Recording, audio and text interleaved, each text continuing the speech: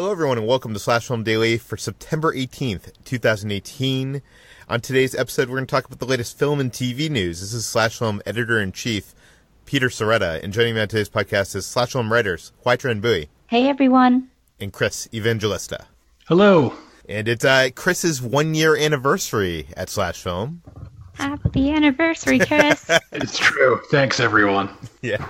I just thought I'd mention that at the top of the show. But let's get into the news because we have a lot of news to get to because doing the water cooler on Mondays means that we don't cover the Monday news until Tuesday. So we have like 2 days worth of news to dive into. And there's a lot of interesting stuff. Let's start with something, HT, I think you're going to want to talk about. And that is this Avatar, The Last Airbender, live-action TV series that Netflix has announced. What do we know?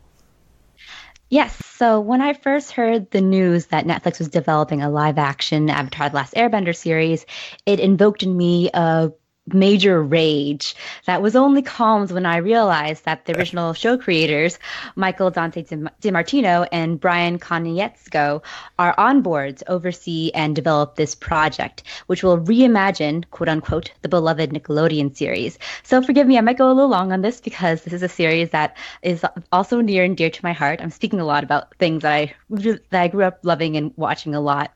So Avatar: The Last Airbender is set in this fantasy world that is divided by 4 nations, each ruled by a different element: water, earth, fire, and air.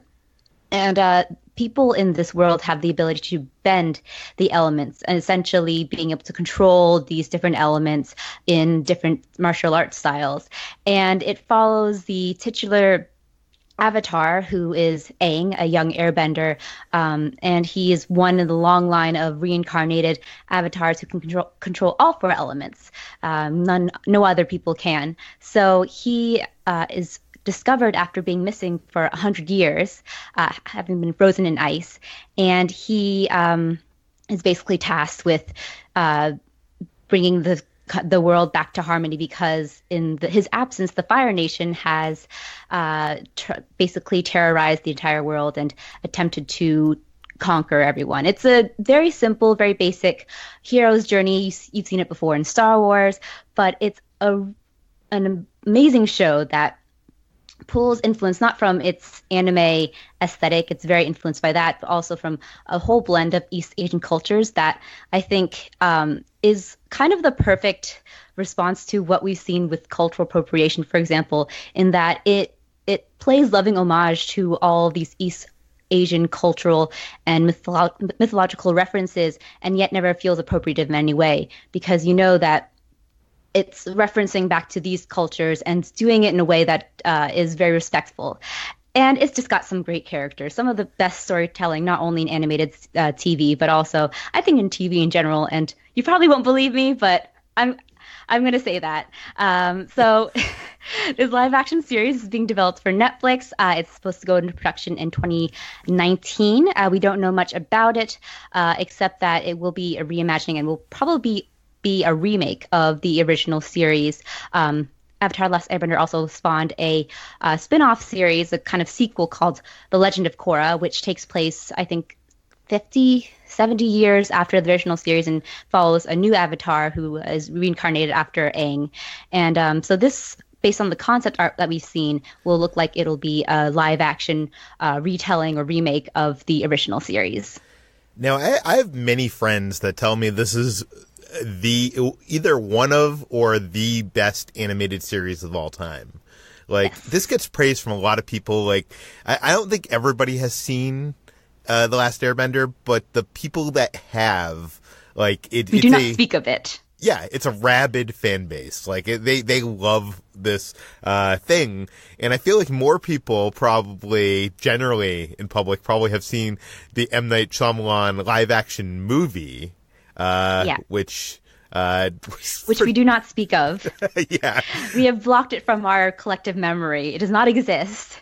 It was pretty terrible. And so I haven't really seen this show. I've seen a couple episodes and it looks like it was, from all indications, it was a great show. Everybody I know and trust says so. I just haven't had the time. We're in peak television, especially now.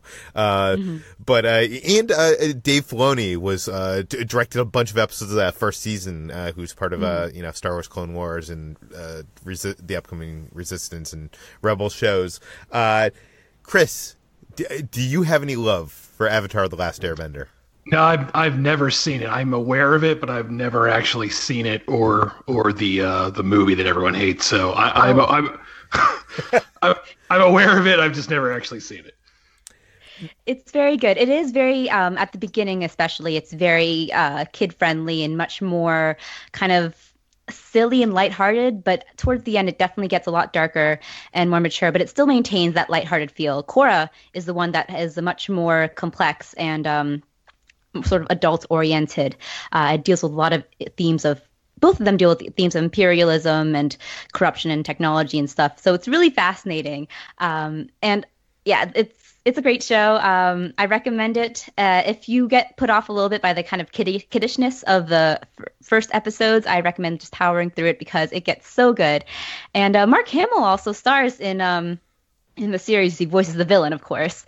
Of course. In a sort of reversal of Star Wars, which was really interesting. He plays kind of the Emperor type in this show, so it's very good.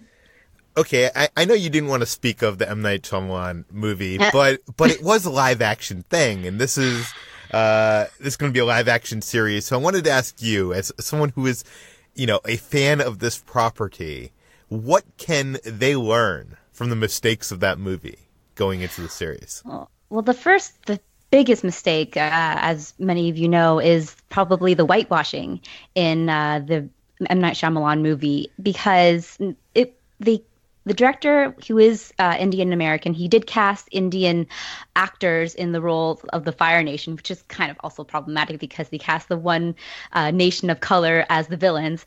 But he also whitewashed the main characters, who are all based on separate sort of East Asian or Asian ethnicities. The Water Nation, for example, who are based in like the Arctic and South Poles, are very much based in indigenous Eskimo or Arctic tribes, whereas the Fire Nation is kind of mirrors the Japanese society and its own sort of imperialism that we know that took place historically. So, and it's really interesting that this show is like delineated very much in the real life context, but they erased all of that in the movie and basically just cast 3 white kids who can act. Yeah. And this show is so rich and richly realized and so fantastically choreographed in its action scenes. And when the movie came about, that's the one thing that I really anticipated, seeing these come to life on the big screen in live action. And it was just the most tedious, boring blocking of these action scenes I'd ever seen. And like for the earthbending, for example, which is supposed to be so powerful that these benders could move mountains and create walls in an instant, was basically just like 5 guys moving tiny pebbles across a plane. And it was the worst. It was just terribly realized and definitely not in the vein at all of the original series. So I'm hoping, I don't know if they can achieve even that on a Netflix budget, but Netflix does have a history of just like throwing money at its properties. So I'm hoping that if they want to tackle this series, which really requires a large, almost biblical scope, that Netflix will give them the budget that they need to create this world and create the action scenes and the storytelling that this series deserves. I hope so too. Chris, I'm just curious because I know that when you hear a movie is bad, that does not stop you from going out and seeking it out. And are you trying to get him to watch the M. Night Shyamalan movie, Peter? No, I'm curious why he has avoided it for so long. I don't know. I think it was because I never watched the series, so the film never really appealed to me. I mean, I'm a M. Night Shyamalan fan. I even stuck with him when most people pretty much turned their backs on him, and he's come full circle now where it's like, oh, he's good again. But I pretty much always enjoyed what he was doing, even when his career got at its lowest. But I think it was just because I never watched the series, so I never really felt an urge to see the movie, and I especially don't now that I have only heard nothing but terrible things about it. Well, cool. Let's move on to, we've been talking a lot on this podcast about MoviePass and AMC A-List and even Sinemia. Sinemia is kind of like the third company in this trifecta of companies that offering these movie theater subscriptions. And until now, their plans have been okay, but like nothing I would consider getting. But yesterday they announced a new unlimited plan. Chris, tell us about it. So for $29.99 a month, Sinemia is offering unlimited 2D movie tickets to any movie theater in the United States for any movie at any time, which is pretty good. The caveat is that it does not include IMAX or 3D films, so there is that. But as far as restrictions go, that's not too bad. This is pretty good, and you don't need a card for this. You just use their app. So you just basically use the app. You can go see any movie anywhere for $29.99 per month. As long as it's not 3D or an IMAX. So that's definitely a good option now that MoviePass is whatever it is it's doing. I don't know what MoviePass is doing. It's slowly it's slowly falling into the abyss at this point. This is the price that MoviePass originally was before they went down to their insane prices of like $9.99 a month. HT, I know you still have MoviePass, right? I do, yeah. Until my year-long subscription ends. After your year-long subscription ends, would you consider would this be enough to consider over AMC A-List? Like, A-List is good, but you can only see movies at AMC theaters, which I think limits the amount of independent films you can see. This, you could see movies anywhere. Like, if I got this, I could see movies at the ArcLight, guys. I could be living large. HD, would you consider either of these after your subscription ends? I think I would. Before this, I was considering doing both MoviePass and AMC so I could have the best of both worlds. But Sinemia, if it offers basically all of that and the best of both worlds, then maybe I would just switch to Sinemia because it does have the tiered planning as well. So that would be really ideal. And I like the idea of being able to access more than just AMC because, again, the AMCs near me don't really offer a lot of the indie films that I want to watch. Yeah. See, I've just become so accustomed with AMC A-List to going to these movies in like IMAX and those their AMC Prime theaters, which have like the reclining seats and like the big screen and Dolby Vision. And I know I sound like an AMC ad, but I miss being able to see like independent movies early. Like AMC gets some indie movies, but like it's when they kind of like go nationwide. So it's usually like a few weeks after, if at all, after they, play it like ArcLight or some of those theaters around me. So, I don't know. And I think it'd probably be too much to have two services. I'm going to have to do some thinking about this. Chris, are you tempted by either of these? I know, you're not even really a movie theater guy. You're wait till, you can see it at home, right? Yeah, I am, or press screenings. So yeah, I'm not going to pay this. Sorry, Sinemia. I mean, if I were picking something, I would think this is a pretty good deal. But yeah, for me, no, thanks, but no thanks. Let's move on to Netflix. A new study has shown that it was rumored that Netflix might add advertisements to the mix, and a new study shows that they could lose a substantial amount of subscribers if they were to do this. HT, what do we know? So we all know that Netflix is ad-free. That's what we pay for. That's what we expect. But there were some reports that Netflix was testing out a feature that would essentially promote its own content in between like breaks of streaming a TV show or a movie, essentially in programming ads. And a study by Hub found that 1,612 UST viewers between the ages of 16 to 74 said that they would unsubscribe from Netflix if the streaming service, not all of them, but 23% said that they would unsubscribe from Netflix if the streaming service added ads, while 41% said they would definitely keep or probably keep their subscription, and 37% remain undecided. However, these numbers were under the condition that Netflix pricing would remain the same with the addition of ads. But if you have to pay more or less for ads, for example, like Hulu does with the ad-free service, then Hub survey found that only 16% of viewers would cancel their subscriptions. What about you guys? I know that both of you are Netflix subscribers. If they were to add ads in between programming and keep the price the same, would that make you cancel or want to cancel? I don't think I would cancel. I mean, it makes us sound like such addicts. It's just like, it's just so simple. And Netflix does have almost everything. Well, almost everything of recent content. If you want to go back in time and history, then you're going to have to go somewhere else. But it's just so easy to have Netflix on your fingertips now. Yeah. And ads, I already deal with ads for Hulu, and I pay the minimum amount, and I don't mind them.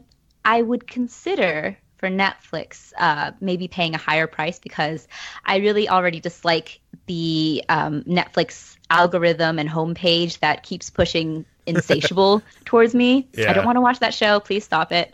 I would probably just not want to be able to choose what I want with Netflix, because I found their algorithm to be very shaky at best. Yeah. Chris, I know, you watch a lot of stuff for, to write about on the site, but if you had to imagine a world that, you didn't have to cover Netflix for a living, you were just enjoying it as a normal human being, if they were to add ads to the mix, would that be enough to make you cancel? I don't know. I mean, I want to say yes, but I also feel like I'd be so lazy. I would just instantly like roll over and put up with it. Like I'd be angry for like a week, and then I'd be like, whatever, I'm over it. I do, I have Hulu, and I pay for the lowest one, and I will say the Hulu ads are maddening because they play the same horrible. They play the same two ads over and over again, and it gets to a point where I feel like I'm like going to go insane. So, but at the same time, I have yet to give up Hulu or upgrade to a more expensive tier. So, I would probably just complain about it, but also just grin and bear it. See, I feel like I'm the only one on the staff that is willing to pay extra to have no ads. Like, I feel like, guys, my time is valuable. And I don't want to be sitting there for the full hour with the ads. I want to get through a show in 45 minutes and not have the interruption of the flow of the story. And like, for me, $5 more a month or whatever it is worth it for me. Like, so I feel like I would be upset if Netflix just added advertisements, but didn't allow me to pay extra to, avoid that. But I don't know. I can't quit Netflix.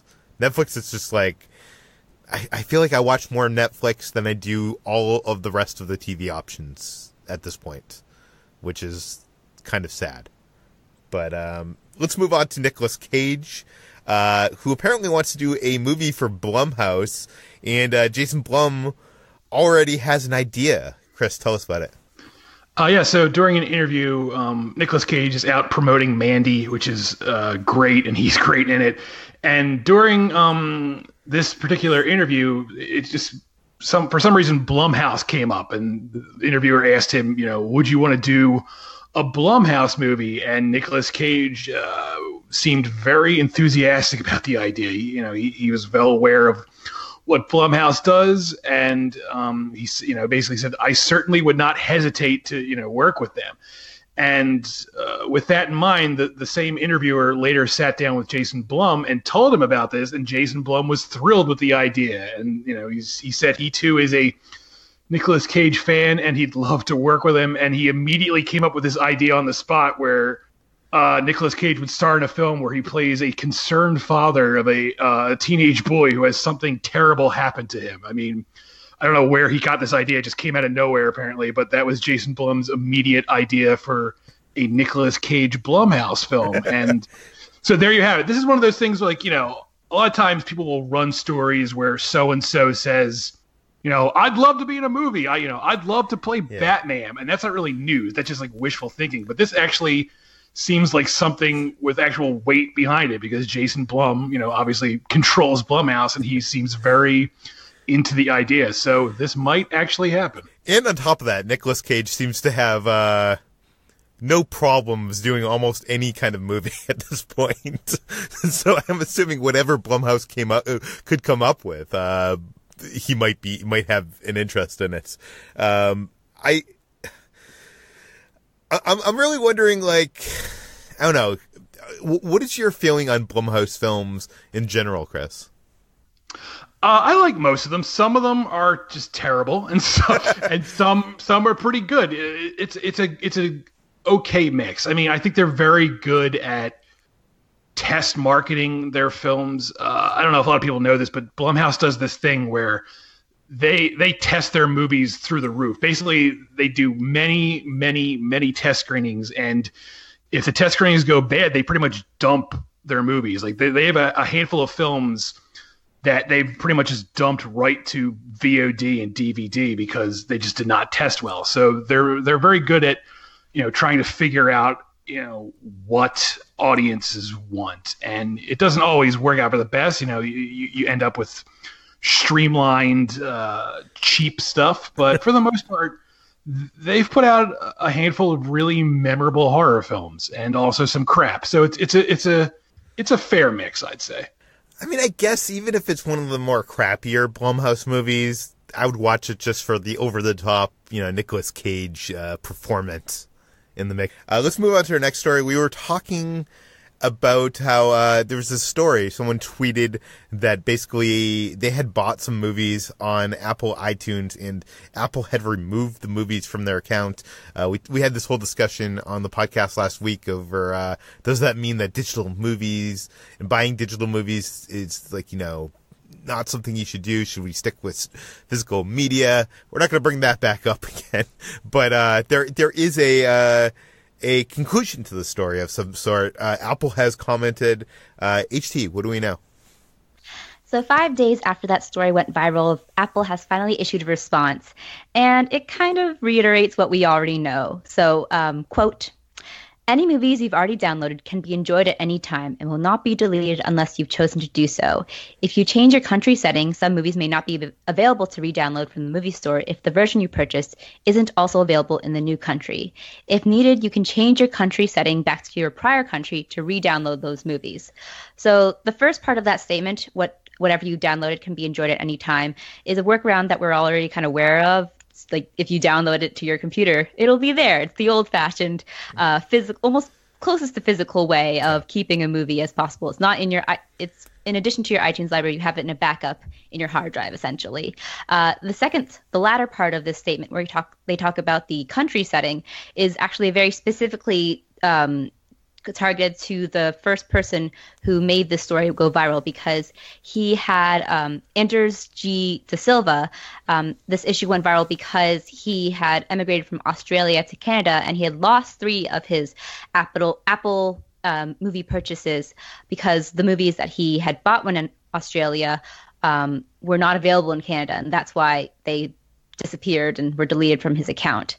It's kind of similar to what we've seen with Netflix movies, for example, and having different IPs in different countries. Movies are available in England that are not available in the US, for example. And it's kind of similar, except in this case, we've actually bought these movies, and you'd expect them to stay with us when we cross oceans, but they do not. Yeah, I guess it makes sense, because if they didn't do this, then maybe there would be some kind of workaround where, like, you could log in a different country and then buy a movie, and then you'd be able to access that movie in the country that it's not allowed in. I don't know. But I don't know. I think the key takeaway here is if you are worried about your movies disappearing, and I have hundreds of movies, I've never had one disappear from my iTunes library, but if you are worried, buy an external hard drive, download every movie purchase you make to the hard drive, just to be safe. But I live, I watch the movies on my Apple TV, and I stream it from Apple, and I'm sure one day one of my movies will disappear because of some kind of rights issue or something. But I'm just not worried about it. But I know people like Chris, are holding on to the physical media until death.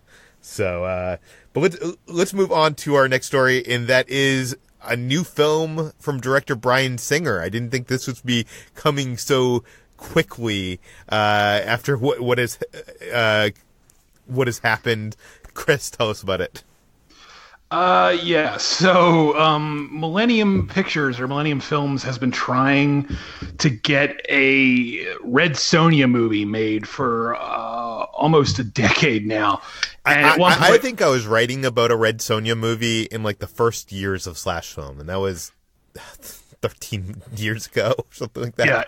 It's been going on for a long time. At one point, Robert Rodriguez was going to produce it, and Rose McGowan was going to star in it.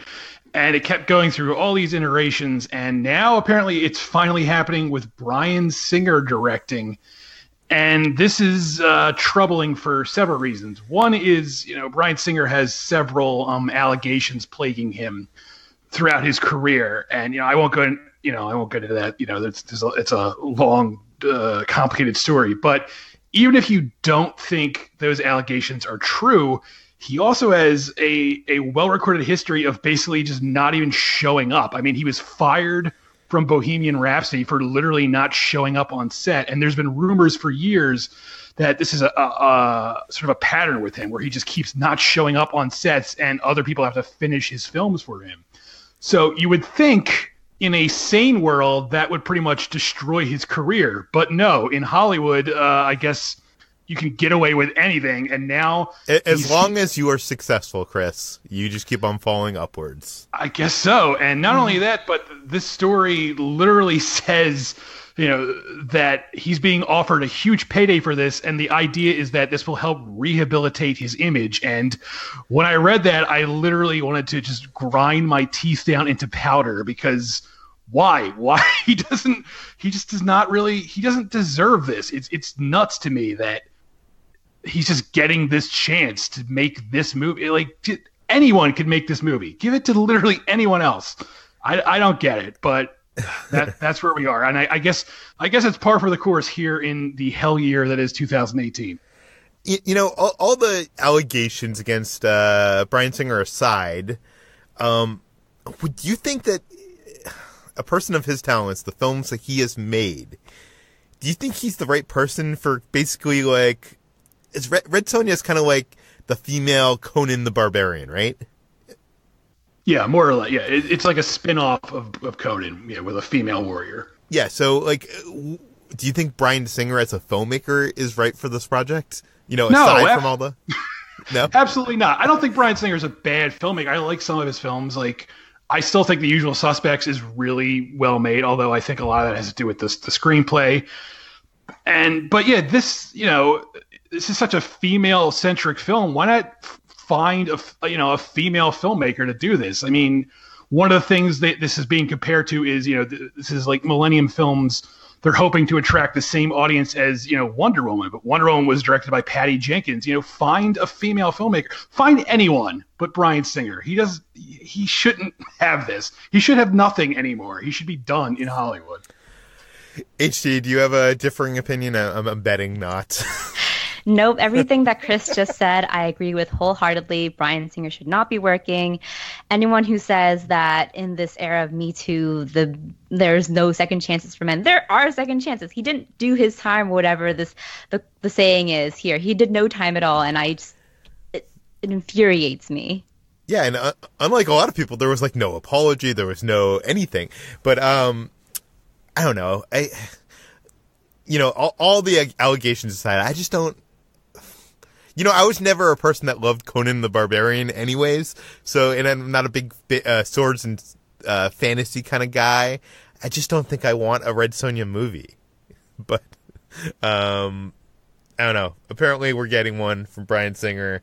I guess we'll just have to not watch it, right?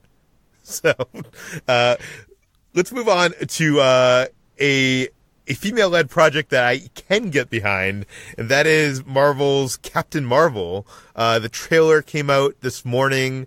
Brie Larson stars as the character from the title of the movie, and we have all watched the trailer, and you can watch the trailer on slashfilm.com. So I thought we would this place would be a good place to give our opinions on the trailer. So let's start it off with HT. What did you think of the Captain Marvel trailer? I was excited.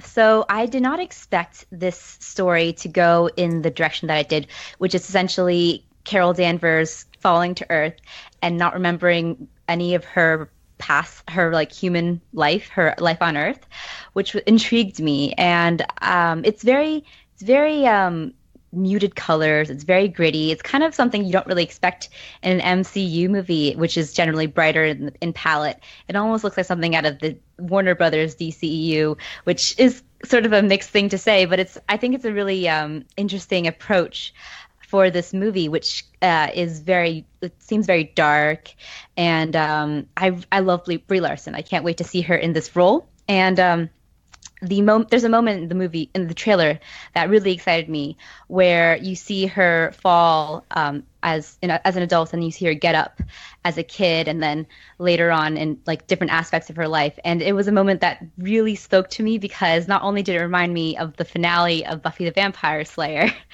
in which it's basically encourages all women to stand up and, use their powers and to empower themselves.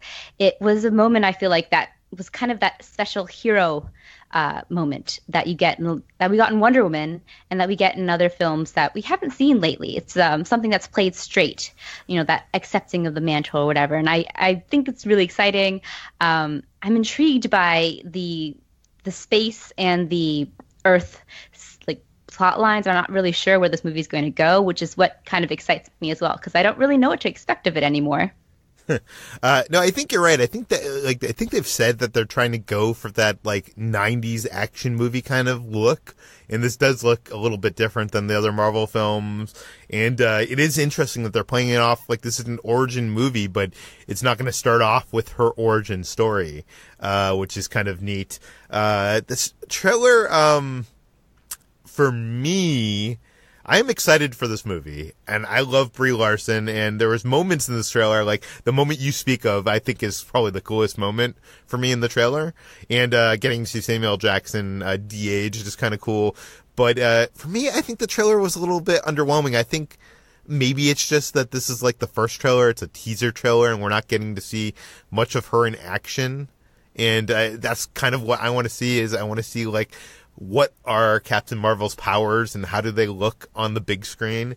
But I am certainly excited for this. But it was, I wasn't. It wasn't like when I saw the trailer for Infinity War and I was jumping in my seat. Chris, what did you think of the Captain Marvel trailer? I ended up liking this more than I expected to. Not that I, thought this movie's going to be bad or anything. I've just, I'm a little burned out on Marvel in general, but that moment you both talked about where she falls down and you see her getting up throughout the ages, that really got to me. I thought that was really well done. I don't know if that's even going to play out like that in the final film, or if it's just something they cut together for the trailer, because that could end up not even being like that in the final film, but it works really well here. And I did get a kick out of the opening where she crashes into a blockbuster. I thought that was a great way to set up this is set in the 90s. I thought that was a neat little visual trick. So, yeah, I'm not hyped for this, but it definitely looks like it could end up being pretty good. I will say, Peter, along the lines of what you were saying, I was a little disappointed that we didn't hear her speak a lot. She said 2 lines, but most of it was Samuel Jackson's Nick Fury kind of narrating, oh, you're a person who fell to Earth, you're a soldier, et cetera, et cetera. And I'm like, okay, well, what about her? When is she going to speak? the narration's so weird. He's like, and there was a car chase scene, and then there was a, like, and it's like showing the car chase, and it was like, then there was this space battle, or, I don't know, it's just like very weird narration. I mean, Yeah. I'm sure they were trying to appeal to the Marvel fans that, like, want to be like, oh, there's a hook to the bigger Marvel Cinematic Universe. But this trailer to me felt like it was something that was edited. You know, this premiered on Good Morning America. And I think this trailer was edited to appeal to the demographic that watches Good Morning America and not Marvel fans. Do you agree or disagree with me there? I can kind of see that. It definitely feels very much like a teaser trailer, Yeah. just not really showing us anything except for flashes of what we'll see in this movie, more so to just kind of intrigue audiences rather than to get them really hooked. At one point, did we see her like punching an old lady or something? Yeah. Like, We what did. is going on there? It must be a scroll, right? It must be a scroll. That's what I assumed immediately, but it was a very shocking moment. Yeah, that's so weird to put that in there because a lot of people probably don't even know that the Skrulls are in the movie, and like you just see like the hero character punching an old lady on a train or whatever it is. I know Brad did a whole trailer breakdown for us where he goes through image by image and breaks down what's happening and shows you some stuff that you might have missed when you watch the trailer in it's normal speed. So check that out. I'll link it in the show notes. And there's one last thing I wanted to bring up. I know that we are running way over time, but they also released the first teaser poster for Captain Marvel, which features an interesting hidden Easter egg. So if you want to discover that now, you go and search the Captain Marvel poster and see if you can find it. But if you want to be spoiled and you want to know about it, Chris is going to tell us about it. Chris, tell us about it. Oh, yeah. So in the left-hand corner of the Captain Marvel poster, you see a cat's butt. And, if you don't know the Captain Marvel lore, you might just think, oh, that's I'm using little cat cameo. But in doing research, I learned that Captain Marvel actually has a cat in the comics named Chewie. And as it turns out, this cat actually isn't really a cat. It's just an alien that looks like a cat. So